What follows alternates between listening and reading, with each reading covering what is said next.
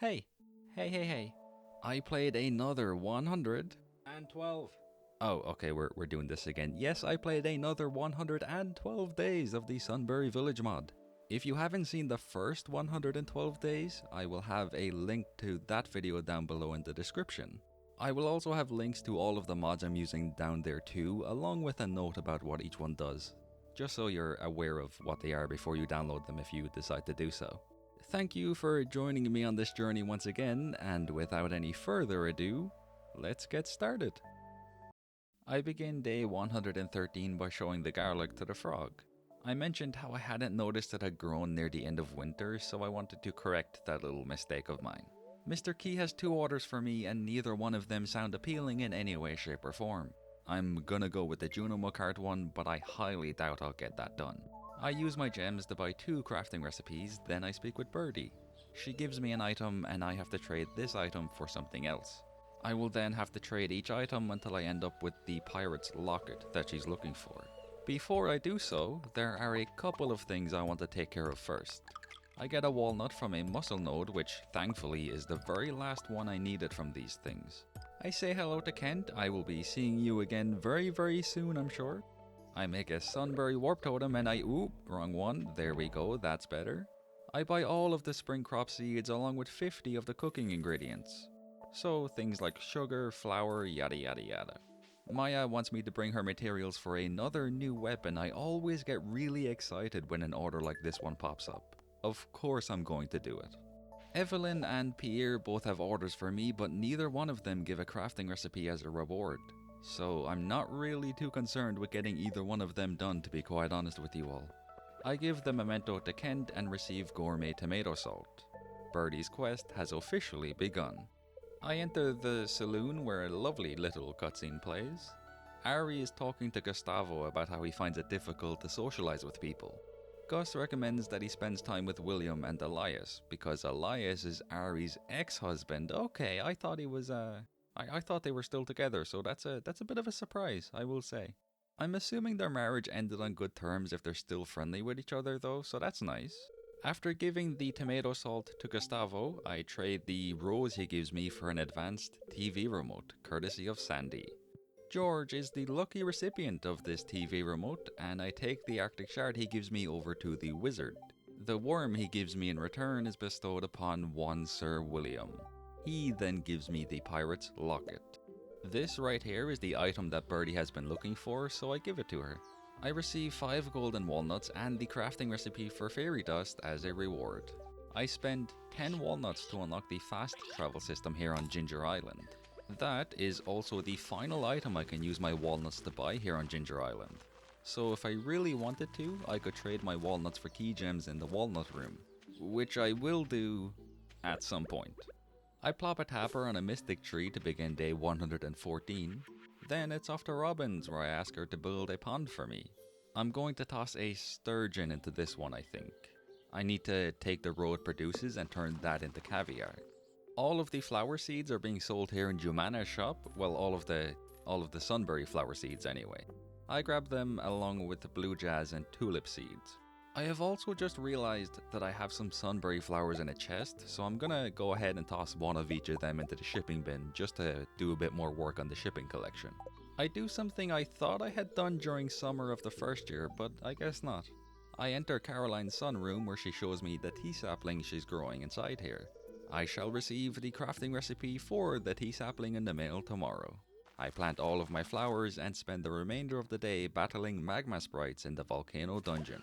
The crafting recipe for tea saplings has indeed been received on the morning of day 115. I place a tapper on a pine tree. I've already got a bunch of oak resin and some maple syrup. I just sorta maybe forgot about the whole pine tar thing, which I need for at least one crafting recipe. My bad. After placing tappers on 2 more mystic trees, I spend a bit of time in the mines. My goal here was pretty simple. Gather 30 bat wings so I can make a monster musk. And that is exactly what happens. After making the musk, I complete many a quest and find a snake vertebrae. I'm pretty sure this is the last artifact I need for Professor Snail.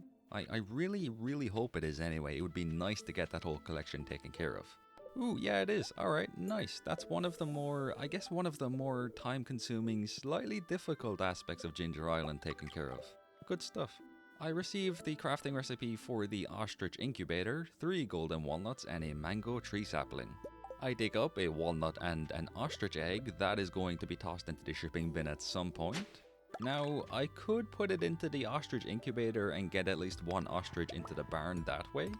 But, you know, I'm thinking about it and I don't really need an ostrich, so I think I can go ahead and just toss this into the shipping bin and be fine. I am happy to announce that all of my hard work in the volcano dungeon has finally paid off. The last monster eradication goal has been completed at around 7 PM. The old Joja Mart has been struck by lightning. Interesting. I want to talk about the rest of this season for a moment or two as I begin day 116. In short, this is going to be a preparation season is what I like to call it. I'm going to try to make as much progress as I possibly can on the crafting and cooking recipes. I absolutely will not get all of them crafted and cooked or even find all of the recipes before spring is over, but I would like to get as many of the ingredients as possible. The consequence of this, however, is that you will very likely be seeing a lot less cutscenes for the next, 24 days I think it is? It's going to be tough, and it will require a bit of effort, but it should be worth it in the end. Getting back to the gameplay now, I ask Robin to add another pond to the farm, and I toss a sturgeon into the first one I asked for.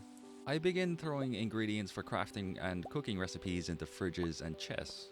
I might as well begin crafting items as well while I'm here. There's not much point in waiting until I can make them all at the same time. I do the exact same thing with the cooking recipes before heading into the Sunberry mines.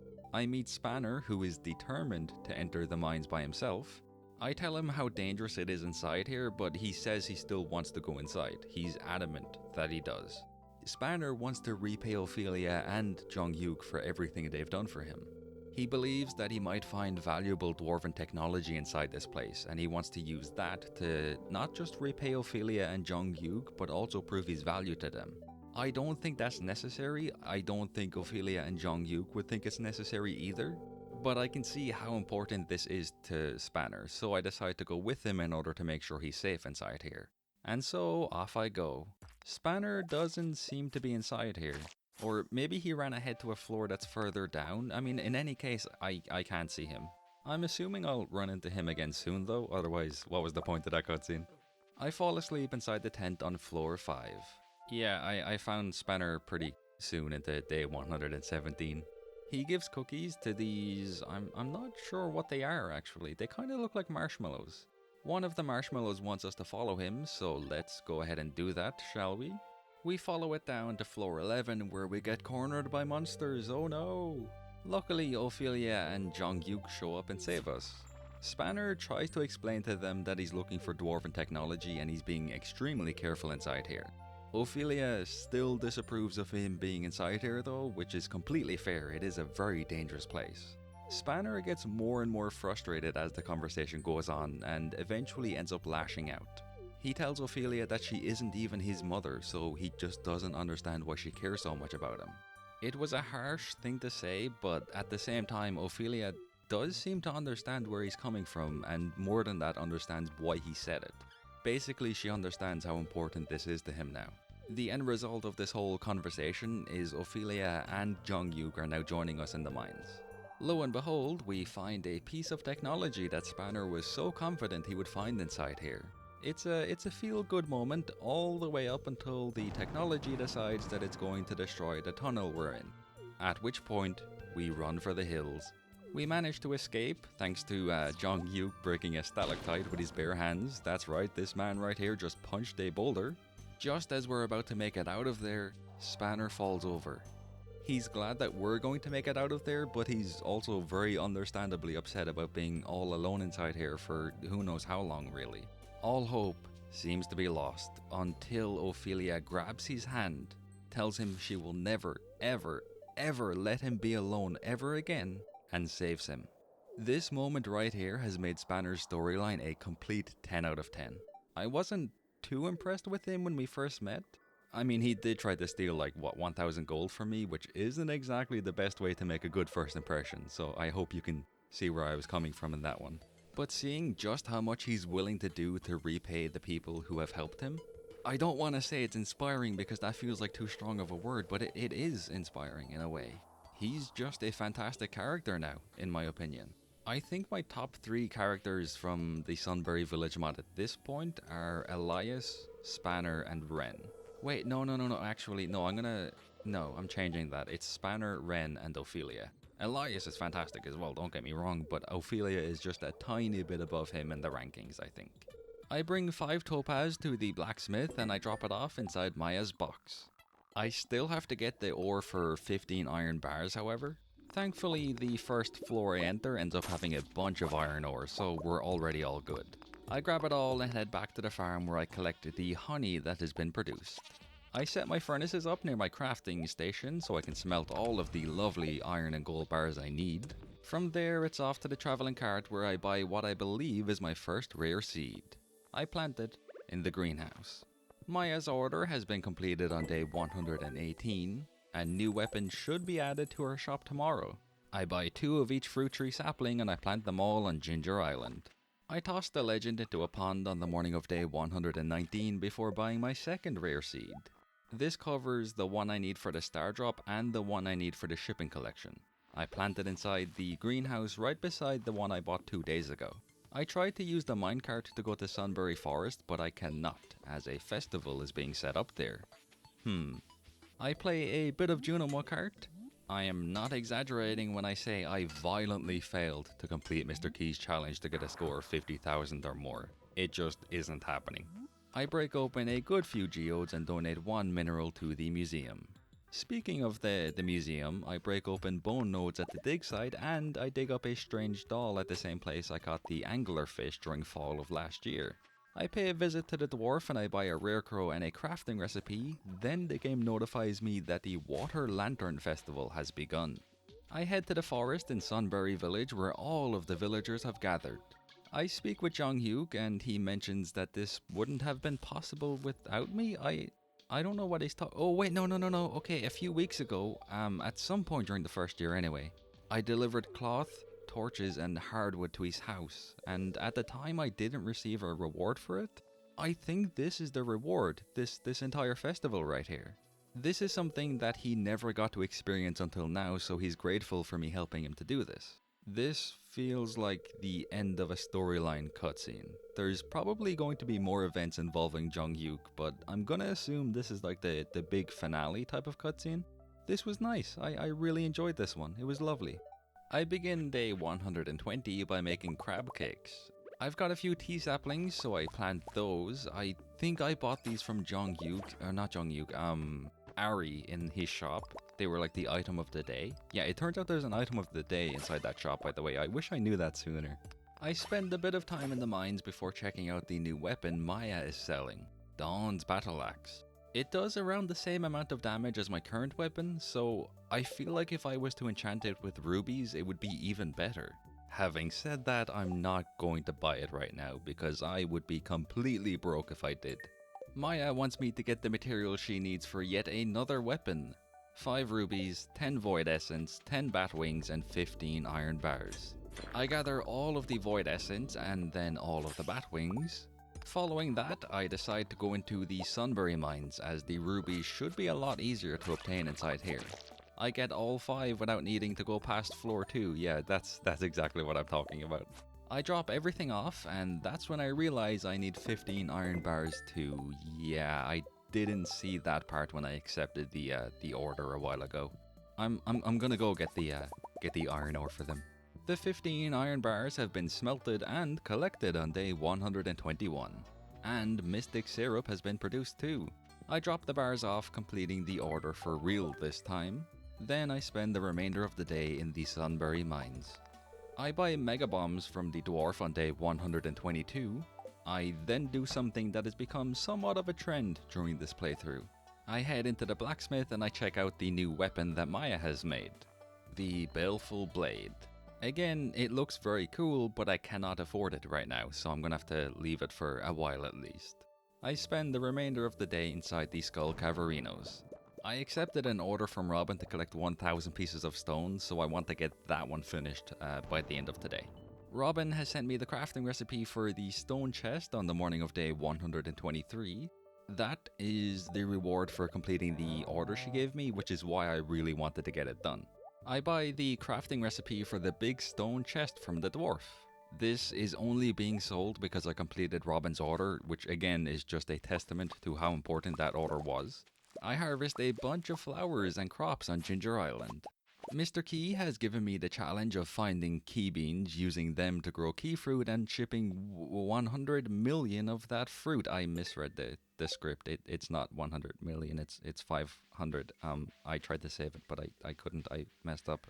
The reward of 100 key gems is way too good to pass up, despite how much time and effort this challenge tends to take me. I spend the day chopping down trees, as that is a good way to get key beans in my experience.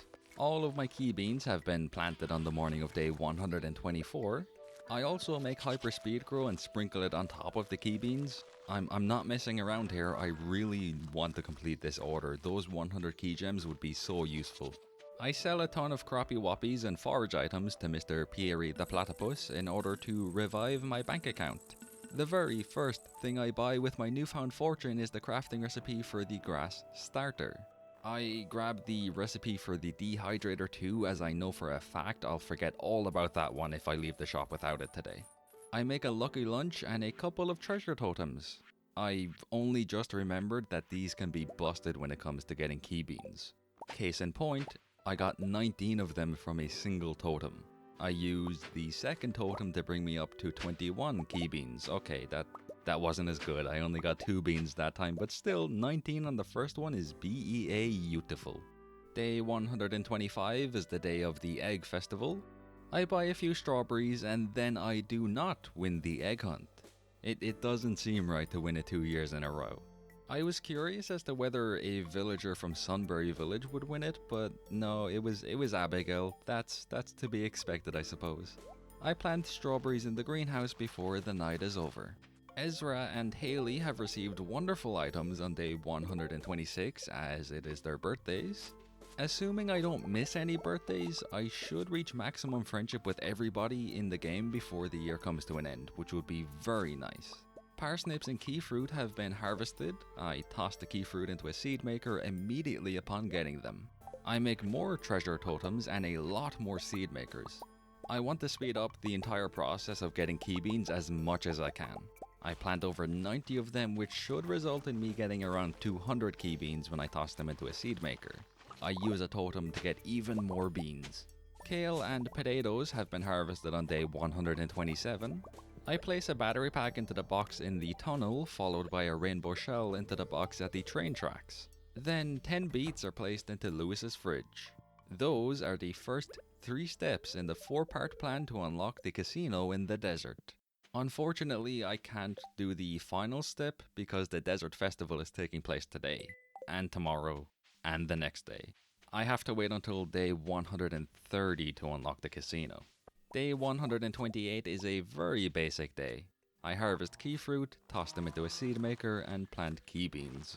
I collect mystic syrup on day 129 and I use it to make, that's right, more totems. I send an iridium quality fiddlehead fern to Ripley for her birthday, plant key beans, and dig up even more key beans. The banana tree has started producing bananas. I take one into the jungle and I trade it for 3 golden walnuts. All 130 walnuts have been collected. The day ends in the same way it has for the last couple of days. I plant key beans. I harvest key fruit and toss them into seed makers on day 130. I make fiber seeds and use a totem to get to the desert nice and early. I place a solar essence into the skeleton here, and that is the final step completed. After buying rhubarb seeds, I plant them along with key beans and fiber seeds. Sturgeon roe has been produced on day 130. I'm gonna go ahead and toss this into a preserves jar in order to make caviar. The first of the 2 sweet gem berries has grown, so I grab that. I plant more key beans, my apologies for how repetitive things have gotten since I accepted Mr. Key's order, and I trade the sweet gem berry for a star drop. I harvest over 300 key fruit on day 132. I decide to wait until around 400 key beans have been produced by the seed makers before grabbing those along with the 100-ish remaining key fruit. I plant all of the beans, toss the fruit into the shipping bin, and harvest the second sweet gem berry. I'm going to sound like a bit of a broken record right now, but on day 133 I do the following things. I harvest key fruit, turn some of them into seeds just to be safe, and toss 87 or so fruit into the shipping bin. It is my pleasure to announce on day 134 that I should get Mr. Key's challenge finished tonight. So there will be no more key fruit and key beans for the rest of the playthrough. Hopefully, anyway. I'd be very surprised if there was. I toss over 400 key fruit into the shipping bin. I accept an order from Demetrius. He wants me to catch a largemouth bass. Not just one of them, but 10 of them. Blake also has an order for me. He and Leanne want to do a bit of a science experiment, and they need 50 bug meat and 50 slime for it. You know what, I'll help them out here. I know I said during winter that I was a bit iffy when it comes to the two of these people, but they seem like decent enough people now that I really think about it. They haven't done anything to sort of make me think that. They're not iffy at all. They're good people. The third order of the week comes from one Mr. Key. Family members of the legendary fish have come to Pelican Town, and I have to catch all 5 of them. I will not be getting this one done. I don't know why I accepted it. I trade my walnuts for key gems, and I buy magic bait. Oh, I did not mean to do that. And key seasoning. There we go. That's what I meant to buy. I make a gold star seafoam pudding, and I teleport up to the mountains using a warp totem. I spend a bit of time working on Demetrius's order up here. I'm using challenge bait, which gives me a chance to get 3 of any fish I hook. As soon as the time hits 7 PM, I leave the mountains and enter the mines instead to work on getting bat wings so I can make a monster musk. The reason why I left the mountains is because largemouth bass no longer spawn after 7 PM, so there's not really any point in continuing to fish up there at that point. I have all the slime I need along with around half of the bug meat before the day comes to an end. The rest of the bug meat I need has been obtained on the morning of day 135. I deliver both items to Blake.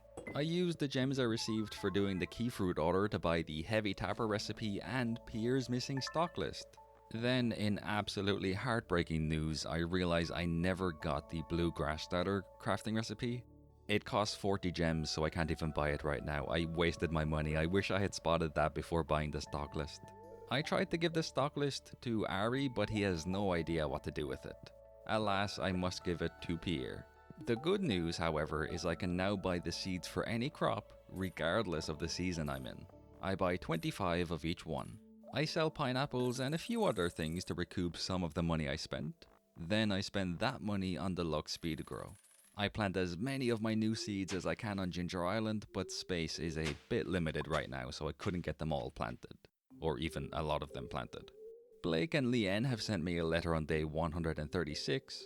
They want me to come to Sunberry Village so I can see the results of their science experiment.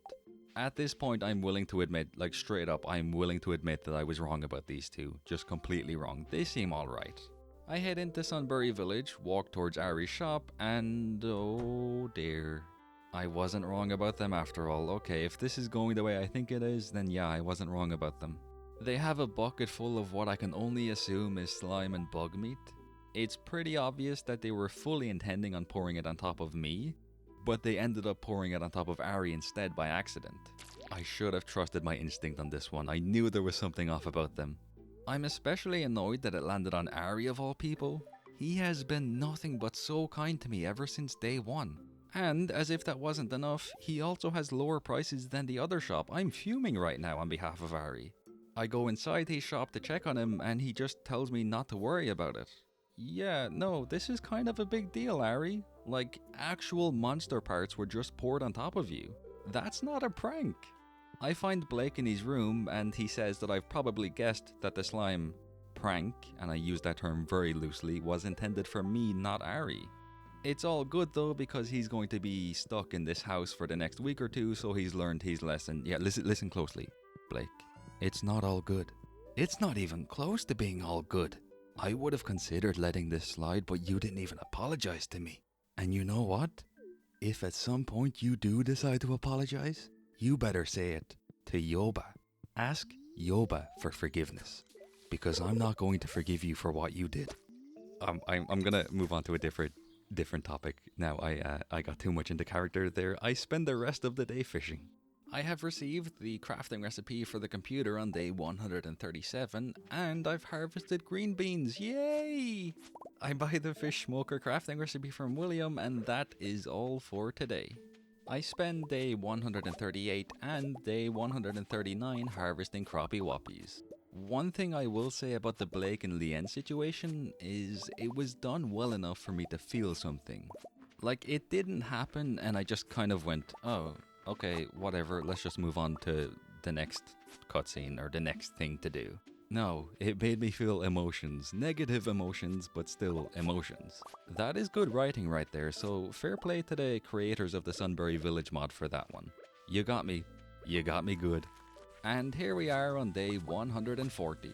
If I'm not mistaken, I have all the crops I need for the cooking recipes. I don't need to plant anything else, so I can safely plant golden sunberries and ancient fruit here on Ginger Island without worrying about missing anything in the future. I make the following dishes: rhubarb pie, blueberry tart, red plate, super meal, coleslaw, artichoke dip, fruit salad, fish taco, banana pudding, and stuffing. In terms of crafting, I have just made a heavy tapper, a crab pot, and a fish smoker. I was going to plant a mango tree sapling inside the cave here when I saw that I already have one inside here, and it has 3 mangoes ready to collect. I make another dish before paying a visit to Evelyn. She has made cookies and offers me one. I tell her they taste delicious and she gives me the cooking recipe for cookies. I make those too. I sell some things as I need money for my next Planarino. I head into the casino where, oh no I don't, 1 second, there we are, now I enter the casino. I buy 2,000 coins and after a few games of Calico Jack, I walk away with 20,000 coins. I buy the last rare crow and 10 farm warp totems. I take a look at the perfection tracker inside the walnut room. 71%, not too shabby. As long as no curveballs are thrown my way, I should get 100% completion by the end of day 224. I feel like I just jinxed it. I may regret saying that in the future. I'm nervous now. I suppose there's really only one way to find out. Let's go. Day 141 begins with some very good news. I have received the crafting recipe for the deluxe scarecrow. I've decided to get rid of most of the crops growing here on Ginger Island, on account of me not really needing them anymore. I'm planting ancient seeds right now, but I would like to have, we'll say, around 500 golden sunberries growing here in the future. Deluxe speed grow will of course be sprinkled on all of the seeds I plant. Mr. Key wants me to bring him 100 each of different colored items. It takes a while, but I get most of it done. Thankfully, not much time passed in the game while I was doing this. Time is paused when you're in a menu, and the Chest Anywhere mod thankfully is included in that. There's still many minutes left in day 141. I buy 100 pieces of copper ore from Clinton. These shall be used to complete the orange item requirement for Mr. Key's order. I purchase the final crafting recipe I can get inside this room. Aisha has sent me flower seeds on the morning of day 142. Thank you, Aisha. And Sterling has sent me a cooking recipe. I now know how to make the berry parfait. The key to the town is putting in absolute work right now. I got this item inside Mr. Key's room some time ago, and it lets me enter any building in town regardless of the time. It is neat. I use it to sell a few items to Mr. Pierre before the shop even opens. Then I head over to Clinton and sell a few items to him as well. I crack open a few artifact troves and I get one of the dwarf keys that Elias wants. Ren is once again asking me to bring her materials so she can improve her garden. This time I can actually do this order, so it shall be done. I donate the dwarf key and I do not buy the speedwell flower seeds that Ren wants. Not to worry, however, I can simply take some of the speedwell flowers I've already thrown into a chest and toss them into a seed maker. I buy a cherry sapling, collect the speedwell seeds, buy starfruit from Sandy over in the desert, and drop everything off at Ren's house. Here is a look at Ren's new garden as I begin day 143. It looks absolutely sterling. Not like the character sterling, but it looks magnificent is what I'm trying to say. Over in the desert, I grab some artifact troves and the Void Ghost pendant. When I break open the troves, I get the prehistoric tool, and yeah, that's about it. I was hoping to get the chicken statue too, that one might be a bit of a pain to get my hands on. After donating the prehistoric tool, I give the Void Ghost pendant to Krobus. I make 7 treasure totems and break open the bone nodes at the dig site on Ginger Island. I was hoping to get at least one new artifact from them, but I did not. Let's try again? Nope. I use a totem up in the mountains and it's the same story here, unfortunately.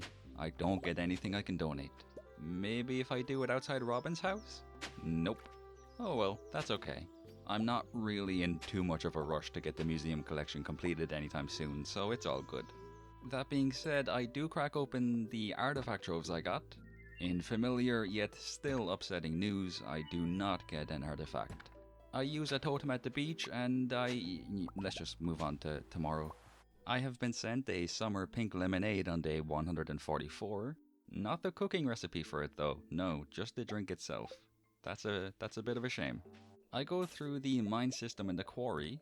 One of the haunted skulls I defeated dropped the skeletal hand artifact. Nice, I will take that, thank you very much. I'm gonna come back here a few more times during the next, few days, maybe weeks. I can get the prehistoric skull from that same enemy, so I would very much like to do that. I harvest coffee beans on day 145, quite a few of them in fact. I make the deluxe scarecrow before popping over to the home of me young and Silas. The wizard sort of spawns in and demands that Silas give him back the book he borrowed. Silas hasn't finished the book though, so he sort of refuses to give it back. He just won't do it. This was a funny cutscene, I enjoyed this one. Harvey is helping Jong-hyuk after that whole kerfuffle in the mines with Spanner and Ophelia. Jong-hyuk says he will always feel a bit guilty when it comes to Spanner. You see, Spanner reminds him of himself. Too much of himself. Jong-hyuk also thinks that he's not as good of a person as Spanner thinks he is. I'm seeing a much different side of him here. It's very, very clear to me how much he cares about Spanner. He admires that Spanner wants to make the world a better place, mainly so the world would be nicer to, well, everybody. It sounds like he took care of Spanner and acted as a bit of a big brother, I would say, to Spanner while he lived in Zuzu City with him. He feels guilty knowing that Spanner thought he abandoned him when he moved to Sunberry Village. I love character development, and that is exactly what I'm seeing here. This is fantastic. Ripley needs my help as one of her cows has escaped. I got this. Oop, no, that was the wrong choice. Alright, let me try again. Oof, okay, nope, that was also the wrong choice. I can do this though. One moment, please. There we go, that's how it's done. Admittedly, that was the only choice I had left, but I mean, still, it's a victory all the same. I've got some coffee lying in a chest, so I yoinked those, and that is it for today. I have been sent the cooking recipe for the owl rice crisp dish on day 146. That is a tongue twister for me, I struggle through that sentence. I will happily take any and all recipes I get at this point. The green rain has returned for the second time in this entire playthrough so far, so I'm gonna take full advantage of that and spend the remainder of the day collecting fiber and moss. I give a star drop tea and a pumpkin to Krobus on day 147 before making the farm computer and the Statue of Blessings. It is cutscene time now as I head into the cat cafe. Ray has teleported into Diala and Daria's kitchen because she is hungry. Honestly, if I could teleport, I would do the exact same thing. I would also use that ability to get some tasty food. I would be eating a delicious bowl of ramen every single day with spring onion and red onion and pepper. Oh, the jalapenos. Gotta have jalapenos in them. Oh, I want ramen now. Jong-hyuk, Ren, and Aisha have decided to form a book club. That is not a sentence I ever thought I would say, but it makes sense if you think about it. The three of those people, well, two of those people and one demon being friends, it just seems right.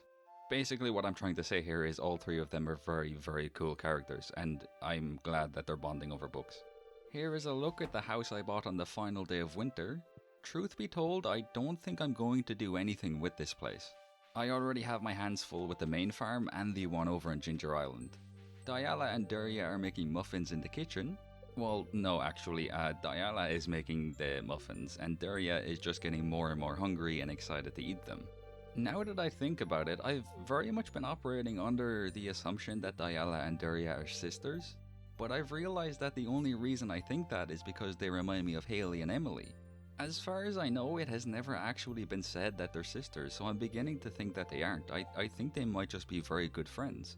And with that being said, I'm going to make a prediction. Diala and Daria are going to end up being in a relationship together when all is said and done. I truly do feel like that's what this whole thing is building up to. I think that's going to be the conclusion to both of their storylines.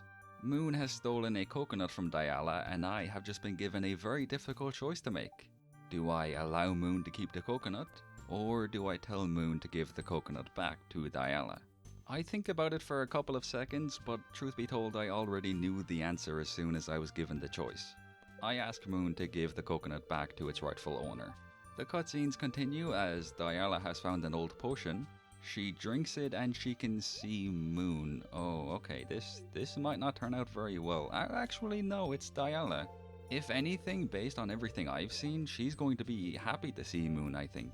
After the initial shock of seeing a Junimo wears off, that is. Daria then drinks the potion and she too can see Moon. Moon explains how she was supposed to leave with the other Junimos, I'm assuming when the community center was fixed. But she decided to stay. Diala says she would love to teach Moon all about astrology, properly now because she can see Moon and talk to her. It is time for yet another cutscene. This one features Lani. Please, please, please give her some character development. I need a reason to get invested in her character after that whole... I don't know how to describe it. That whole thing with Piri the platypus, you know that cutscene? She shows me her old sketchbook where she used to draw all these different characters. She wanted to design an official Pocketmon, so she went to art school hoping it would help her get started on that journey. It did not.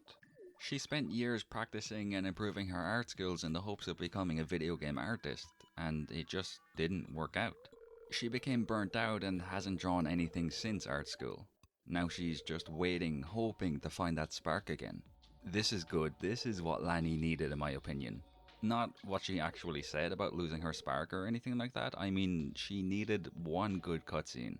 Now I'm invested in her backstory. I'm actually looking forward to learning more about her, which I didn't think I would say after the whole Pier situation. I take a break from socializing to fill my Ginger Island farm with ancient fruit and sunberry seeds. Golden sunberry seeds, that is. I receive a phone call when I go back to the Pelican Town farm, which is odd because I don't own a phone. Lani wants to know if I ever saw myself becoming a farmer, before I moved here that is. I tell her all about how I used to work for Joja and the letter from my grandfather and how I ended up here basically. The conversation seems to have given Lani just a tiny motivational boost to get back into doing art. I make the berry parfait, owl rice crisp and cranberry candy dishes before heading over to Sunberry Village. Oh wait just a moment, the chest I placed here has moved down a few spots. There we go, that's better. Leanne and Blake are having what sounds like a rather serious conversation. Blake is considering doing something, I assume it's like a job or a hobby or something like that, but he isn't sure if it's the right choice. Leanne is doing her best to convince him that everything is going to be fine and his fathers will support him no matter what he does. I, on the other hand, am trying to forget about the whole thing where they dumped a bucket of slime and monster guts on Ari. It's difficult, especially as they didn't really apologize for it. They did the whole, oh yeah, I guess I maybe did a bad thing, sorry, we're good now though, right? I've apologized, so everything is magically better, right? I hope I'm not showing too many cutscenes today, by the way. I really didn't plan on this happening, it just kinda happened. Lani has started drawing again, which is brilliant news. She did that very quickly, actually, now that I think about it. The unfortunate news is Lani is experiencing what I think might be imposter syndrome.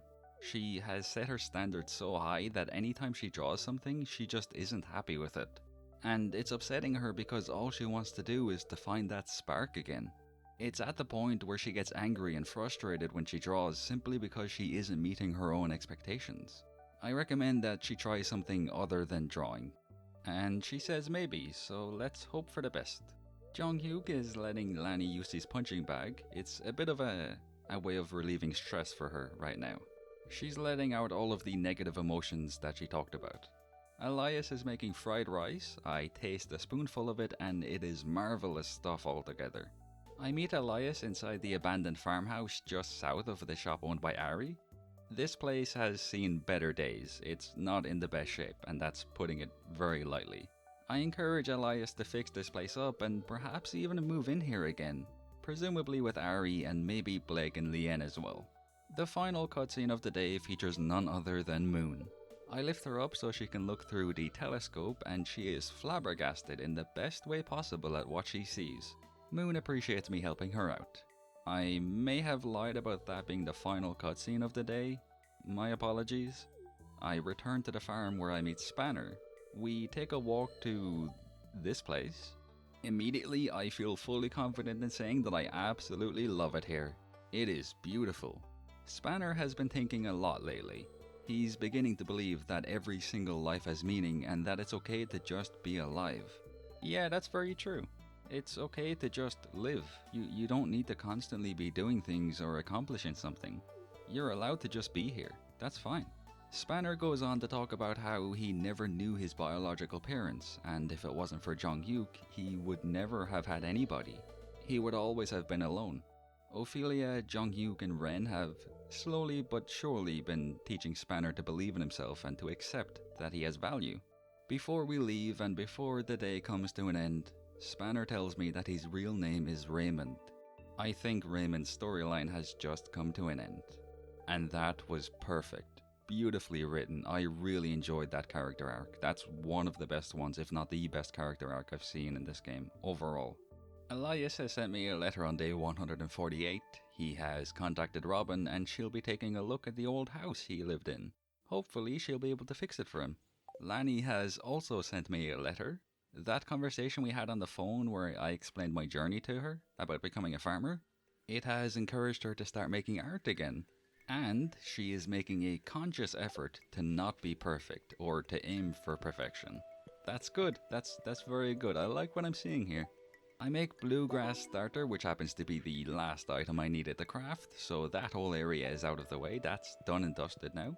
I decide to spend a day in the Sunberry mines. Day 149 is spent inside these mines too. My main priority is getting gems. I've kept everything I got inside here yesterday, and I'm going to keep everything I get today and maybe the next couple of days too.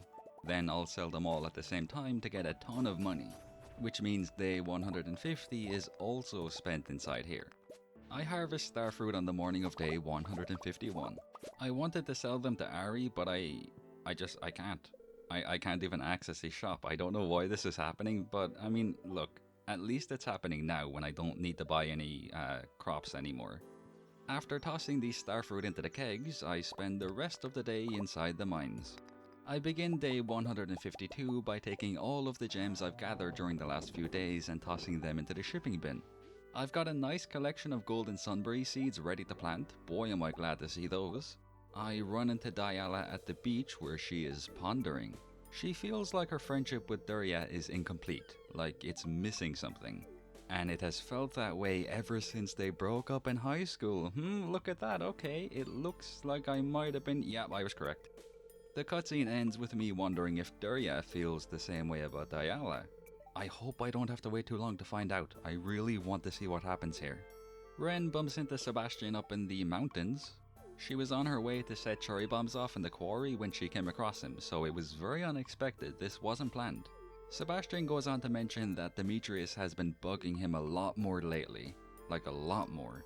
And he thinks that whatever Ren said to Demetrius really got to him. Oh, did I miss a cutscene? It sounds like I did. I'm assuming Ren told Demetrius that she is Sebastian's parent and she used to be married to Robin? I can't believe I missed that. Sebastian says he would like to get the chance to meet his other biological parent. With absolutely zero sugarcoating from Ren, she just comes out and says that she is in fact Sebastian's other biological parent. She gives him the rundown of what happened. She talks about everything she went through, how she was feeling, the choices she made, and why she made those choices. Sebastian seems to take the news pretty well, and accepts Ren's reasons for leaving. They spend a while bonding, basically, and really getting to know each other. One thing they really talk about is the qualities that Sebastian might share with Ren, you know, the ones that he might have inherited from her. The cutscene ends with Ren inviting Sebastian to join her in the quarry. I feel like we're coming to the end of Ren's storyline. And, you know, I've talked extensively at this point about how much I really do like the character of Ren, so I'm not going to ramble too much here about her. I will simply leave it at this. Ren is easily a 10 out of 10 character. It has been an absolute pleasure to learn all about her. I plant golden sunberries and ancient fruit and add even more kegs to the keg shed. Then I visit Robin and Elias. The good news is Robin will be able to fix this house. The bad news is that it's going to require a lot of materials in order to do so. I was fully expecting to receive a quest here to get hundreds of wood and stone and iron bars and, things like that. But that didn't happen, which was a very pleasant surprise. In fact, I can't remember, outside of special orders, I can't remember having to do a fetch quest, where I have to gather items and then give them to someone so they'll do something. I appreciate this mod doing that. I really do. I'm not a fan of those, missions where you have to find items and bring them to someone. Truthfully, I think they're overdone in Stardew Valley. There's too many of them. There just is. Oh, you want me to repair the minecart system? Go get these items. Oh, you want to go to this area? Go get these items. You want to do this? Go get these items. You want to do that? Go get these items over and over and over again. Every single time somebody wants something, it's like, hey, I'll do this nice thing for you if you get me hundreds of this material. I didn't realize how much I wasn't fond of that type of thing until right now that I'm saying all of this. I've gone completely off the script with this. This is my genuine thoughts on this. I hate that type of thing. I really do, and I'm only just realizing it. So, thank you to the creators of the Sunberry Village mod for not putting me through that. I really, really do appreciate it. Moon isn't sure if she made the right choice when she stayed here instead of going back home with the other Junimos. She's worried that she will never become an astrologer. I tell Moon in the nicest way possible that is nonsense and she needs to believe in herself. She can do it. Another Moon cutscene is on the horizon, this one taking place in the back garden of Robin's house. Moon used to live here before moving into Diala and Duria's house. She would wait until it was nighttime and look up at the beautiful sky above her. She loved it here, but she prefers her current home because she's learning a lot from Diala and Duria. I reckon another character's story has come to an end with this. I feel like Moon's storyline is almost done. I make over 350,000 gold from the gems I tossed into the shipping bin. I receive a star drop from Krobus on day 153. There is only one star drop remaining, and all I have to do is complete the museum collection if I want to get it. Duria and Diala are here. Moon told them about the conversation she had with me yesterday, and they're very grateful for the way I encouraged Moon to believe in herself and continue learning about astrology. I trade a ticket for a star drop tea and break some bone nodes at the dig site. No artifact. I break open artifact troves. Once again, no artifact. I donate the skeletal hand I found in the quarry mines, then I go to the quarry mines. For the third time today, no artifact. Day 154 is here and I am going to sleep. I collect mystic syrup on day 155 and use it to make even more treasure totems. I am happy to report that the chicken statue has been obtained. That's not all, however, as the prehistoric scapula has also been added to my inventory. Can I go 3 for 3 and get the prehistoric skull as well? No, I can't, but that's okay because 2 out of 3 is not bad at all. I donate both of the artifacts to the museum. Leo has sent me a cooking recipe on day 156. I make the dish and plant golden sunberries. I've reached a point where I don't have many things to talk about on a daily basis, so I'm going to condense the remainder of the second year down into one segment. Here is what happened from right now all the way up until day 224. I continue harvesting starfruit and golden sunberries, tossing them into seed makers and turning them into wine. Duria makes a cake for Diala with some help from Gustavo. It is during this cutscene that Duria reveals exactly how she feels about Diala. She explains how she feels very, very nervous about making this cake. She doesn't know why, but she just does. Gus mumbles something in response. Duria then says that she totally isn't in love with Diala, to which Gus simply says, "Seriously?" And there we go. Diala's feelings for Duria are indeed requited. I think I'm getting a bit emotional right now. This is beautiful. All of the villagers have gathered here inside Elias's brand new old house. Ari was a little mad at Elias for not asking for help. He quickly changes his mind when Elias says that he'll cook a lovely dinner for him tonight to make it up to him. Maya Maya sees her opportunity and says that she is also mad at Elias, and so he should maybe make dinner for her too. You gotta respect the hustle right here. I would do the same thing. No, I wouldn't. I'm lying. But still, that's pretty funny. I give a gold star lava eel and a star drop tea to the dwarf, maxing out their friendship. I have to get 1 or 2 more hearts with a couple of villagers and 7 more with Sandy, which I will be able to do with a gift and a star drop tea on her birthday, which I think takes place on the 15th day of fall. Oh, and I have to get 6 or 7 hearts with Leo as well. I almost forgot about him. I use a treasure totem and finally get the prehistoric skull. I bring it to Gunther, completing the collection and earning the 7th and final star drop. Diala tells Duria that she needs to tell her something. It's happening. Duria tells Diala that she needs to tell her something too. It's happening. Diala gets nervous and can't quite get the words out. All hope is not lost, however, as Diala has access to a wonderful piece of technology that can help her here. She uses her phone to text Diala with what she wants to say. Duria then announces to everybody in the immediate vicinity that Diala loves her. The two embrace, so it's safe to say that they both feel the same way, but we already knew that, didn't we? As always with the culmination of a character arc in this mod, that was beautiful. I give a gold star dish and a star drop tea to Leo, maxing out his friendship. He sends me a cooking recipe. Nice. I sell Starford wine to Pierre and I buy the island obelisk. Sterling tells me about the people he used to hang out with in Zuzu City. Looking back on it, he can tell now that they were encouraging his addictions, basically, and they were an extremely negative influence on him. Once he removed himself from that group, he discovered that he had the strength to become sober and avoid everything except drinking. He received a token in the past for being sober for 24 hours. He still has it, and he's decided to give it to me. I take it, but purely with the intention of keeping it safe and then giving it back to him if he ever doubts himself in the future. You've got this, Sterling. Never forget how far you've come and how much better you feel since those days in the city. You can do this. I believe in you. I know you can. Robin has been teaching Lanny how to do woodworking, and Sebastian has decided to join in. You know what? Fair play to Lanny. I have done a complete 180 on her character. I went from not really liking her too much because of the whole Pierre thing, to actively rooting for her and hoping she finds that spark again. The creator of that mod and her character did an amazing job here. They didn't just make a character that I've liked from the very beginning, they went a step further. They completely changed my mind on this character through these cutscenes. I've said it before and I'm gonna say it again, that is good writing. Sterling and Pierre are having an intense argument inside the shop. I should have mentioned, Sterling works for Pierre inside here. It's so serious that it gets to the point where Pierre fires Sterling. He calls him a punk and says he's on something. Oh, Sterling. Sterling quickly goes from being furious to being tired. Emotionally tired, I mean. He apologizes for arguing and screaming and says that Shane gave him something to take the edge off. He took it because he thought it would help him calm down, but it just made him feel 1,000 times worse. I don't want to say it's Shane's fault that this is happening, but I don't know, I guess you just need to be more careful. Whatever he said to Sterling and whatever he gave him, I wish Shane had just taken a moment to ask himself if this is really a good idea to do. Pierre says he doesn't want Sterling to be sober because it makes him less of a burden. He wants Sterling to be sober because he seems genuinely happy when he is.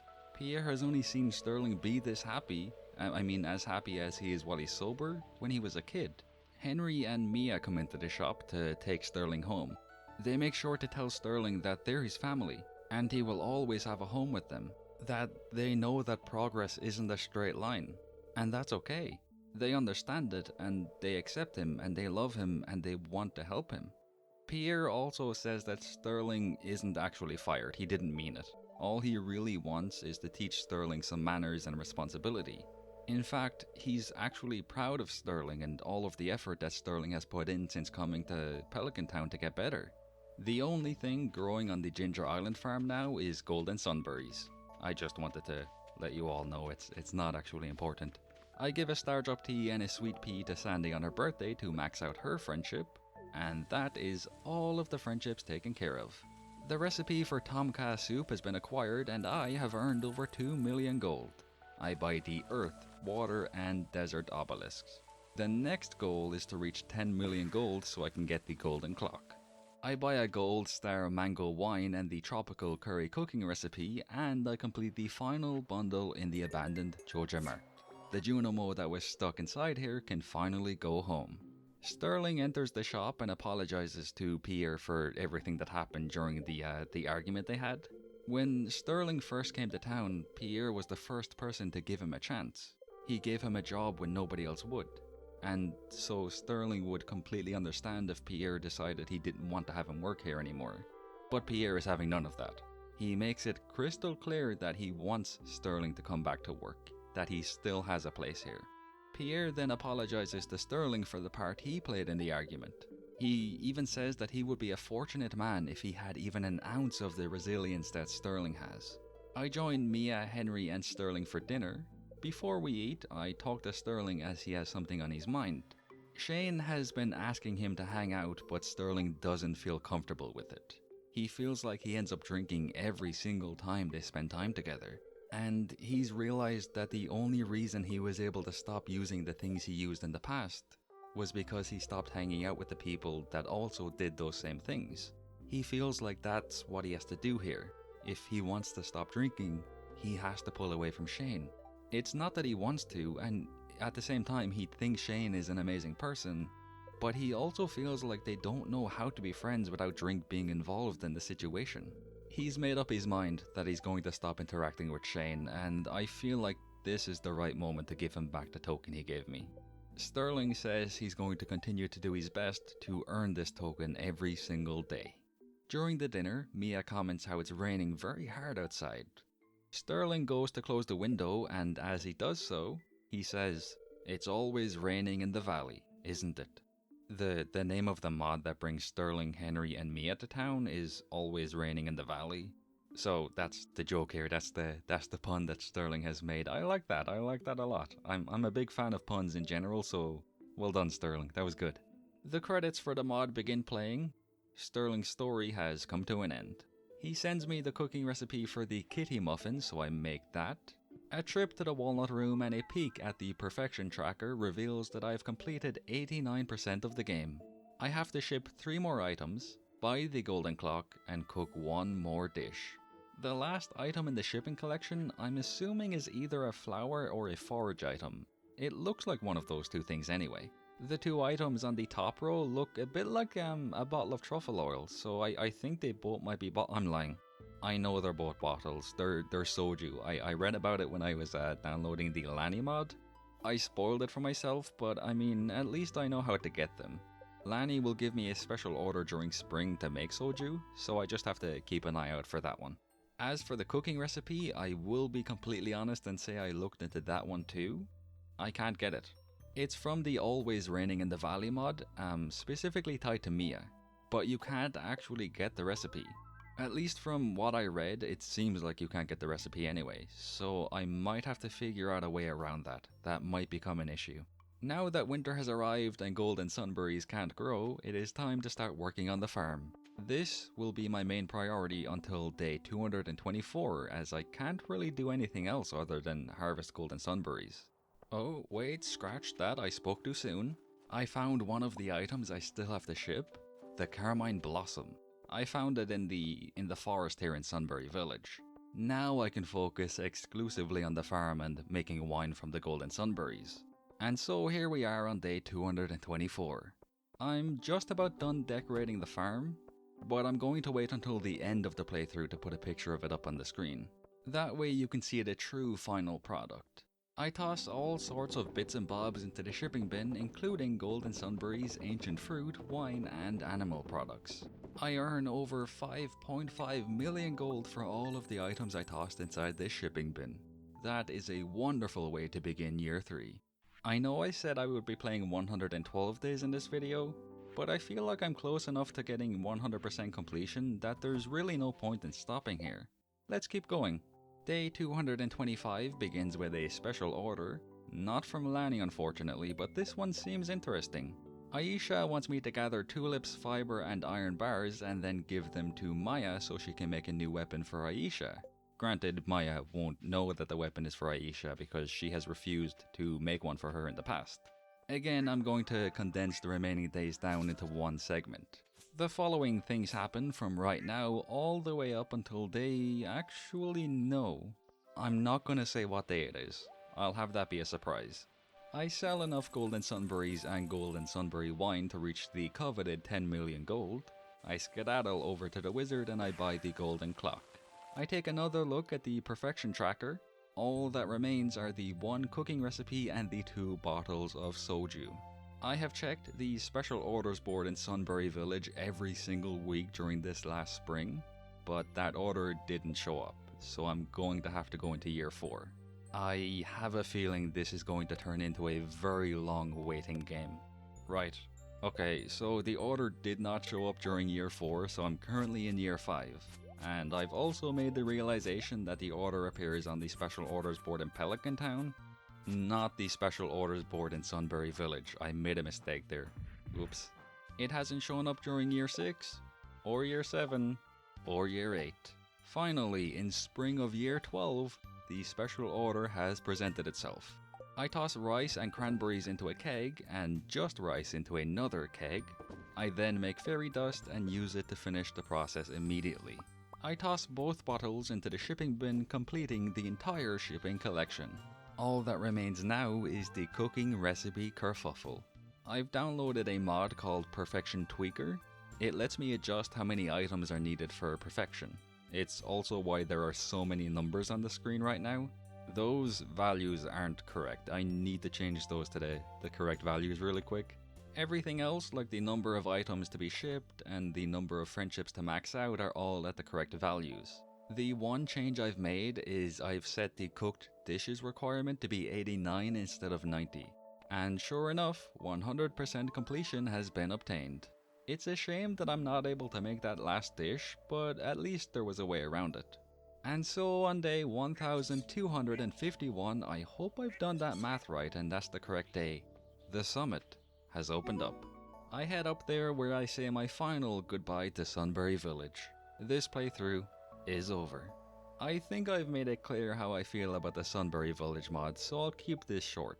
Oh, here's a picture of the farm while I'm talking. This mod is at the very tip top of my list of my favorite expansion mods, alongside the Stardew Valley expanded mod. I had such a good time learning about all of the new characters, catching the new fish, and the mines. The mines might just be my favorite part of this mod, though it's difficult to put any one thing at the number 1 spot. I also didn't realize how much I wanted to play through a fresh, new expansion mod until I started this journey. So thank you to everybody who made the Sunberry Village mod and the add-on mods for the other villagers. So that includes Ren, Ripley, Jongyuk and Spanner, Lanny, Dao, and the Always Raining in the Valley mod. It was a pleasure to experience all of them. I will have every single mod I used down below in the description, and yeah, that's about it I think. Thank you all so very much for watching. Have a good one.